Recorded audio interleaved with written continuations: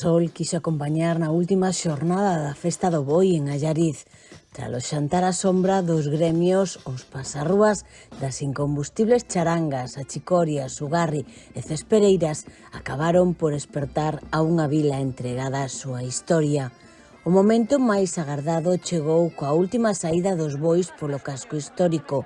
Unha marea humana encheu os recunchos máis emblemáticos do percorrido para non perder detalle, mentras os corredores máis valentes aproveitaban para medirse cos animais en carreiras rápidas e cheas de emoción. O respecto de espectadores e participantes e o espírito de comunidade volveron ser os piares fundamentais deste espectáculo. O broche final comezou a escribirse coa despedida de Xan de Arzúa e o seu traslado de volta á Casa do Boi, acompañado polos homes do Sedeño. Estes levaban a camisa branca do finado Paco García, figura clave na recuperación da festa, o que renderon un emotivo tributo.